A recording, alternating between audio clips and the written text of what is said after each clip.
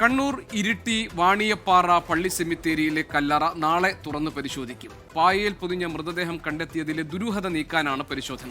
കോഴിക്കോട് വിലങ്ങാട് സ്വദേശി സിജോസ് കറിയുടെ തിരോധാനവുമായി ബന്ധപ്പെട്ട പരാതിയുടെ അടിസ്ഥാനത്തിൽ കൂടിയാണ് ഈ പരിശോധന. പള്ളി വികാരിയുടെ പരാതിയിൽ പോലീസ് ഇന്നലെ കേസെടുത്തിരുന്നു. പ്രദീപ് നാരായണൻ കണ്ണൂരിൽ നിന്നുണ്ട് വിവരങ്ങളുമായി. പ്രദീപ്, ഇപ്പോൾ ഈ കാര്യങ്ങളിൽ ഈ വിലങ്ങാട് സ്വദേശി സിജോസ് കറിയുടെ തിരോധാനത്തിലെ സംശയങ്ങൾ നീക്കുക എന്നതുകൂടിയാണ് പ്രധാനമായും ഈ വാണിയപ്പാറ പള്ളി സെമിത്തേരിയിലെ കല്ലറ തുറന്ന് പരിശോധിക്കാനുള്ള കാരണം. എപ്പോഴാണിത് നടക്കുക?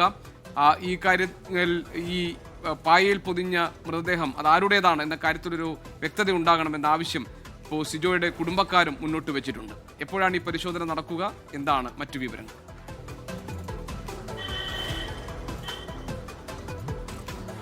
അജിക്ക് നാളെ പകൽ 11 മണിയോടുകൂടിയായിരിക്കും വാണിയപ്പാറ പള്ളി സെമിത്തേരിയിലെ 38-ാം നമ്പർ കല്ലറ തുറന്നുകൊണ്ടുള്ള ഒരു പരിശോധനയിലേക്ക് പോലീസ് കടക്കുക. അതിനുള്ള അനുമതി ഇന്ന് RDO അല്പസമയം മുൻപ് പോലീസിന് നൽകിയിരിക്കുന്നു. ഇനി RDO ഒപ്പം തന്നെ ജുഡീഷ്യൽ അധികാരമുള്ള തഹസിൽദാർ അതുപോലെ തന്നെ ഫോറൻസിക് വിദഗ്ധർ ഉൾപ്പെടെയുള്ള ആളുകളുടെ സാന്നിധ്യത്തിലായിരിക്കും കല്ലറ തുറന്ന ആ പായയിൽ പൊതിഞ്ഞ നിലയിലുള്ള മൃതദേഹത്തോട് സാദൃശ്യമുള്ള ആ വസ്തു പുറത്തെടുത്ത് പരിശോധിക്കുക. ഇനിയിപ്പോൾ അതൊരു മൃതദേഹമാണെങ്കിൽ അതിൻ്റെ പോസ്റ്റ്മോർട്ടം ഉൾപ്പെടെയുള്ള കാര്യങ്ങളിലേക്ക് കടക്കണം, ഇൻക്വസ്റ്റ് നടത്തണം, DNA പരിശോധന ഉൾപ്പെടെ നടത്തേണ്ടതുണ്ട്. കാരണം ആ കല്ലറയിൽ ഇതിനു മുൻപ് 2 മൃതദേഹം മാത്രമാണ് സംസ്കരിച്ചിട്ടുള്ളത്. 2006-ലും 2015-ലും അവരുടെ ബന്ധുക്കളെ ഉൾപ്പെടെ കൊണ്ടുവന്ന് DNA ശേഖരിച്ചുകൊണ്ടുള്ള ഒരു പരിശോധന ഉൾപ്പെടെ നടത്തിക്കൊണ്ട് മാത്രമേ മൂന്നാമതൊരു മൃതദേഹമാണ് അവിടെ ഉള്ളതെങ്കിൽ അത് ആരുടെ എന്ന് വ്യക്തമാക്കാൻ സാധിക്കുകയുള്ളൂ. നേരത്തെ GK സൂചിപ്പിച്ചതുപോലെ കോഴിക്കോട് വിലങ്ങാട് സ്വദേശി സിജോയുടെ ഒരു മൃതദേഹമാണ് എന്ന തരത്തിൽ ആ കുടുംബം ഒരു സംശയം ഉന്നയിച്ചിരുന്നു. അതിൻ്റെ ഭാഗമായിട്ട് കൂടിയാണ് ഒരുപക്ഷെ ഈ കല്ലറ തുറക്കൽ ഇത്ര വേഗം സാധിച്ചത്.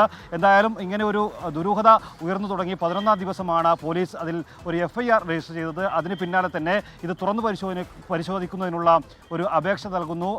അതിൽ ജില്ലാ കളക്ടറുടെ ഭാഗത്തു നിന്നും നടപടി ഉണ്ടാകുന്നു. RDO ഉത്തരവിടുന്ന ഒരു സാഹചര്യമാണ് ഉണ്ടായിരിക്കുന്നത്. GK ശരി.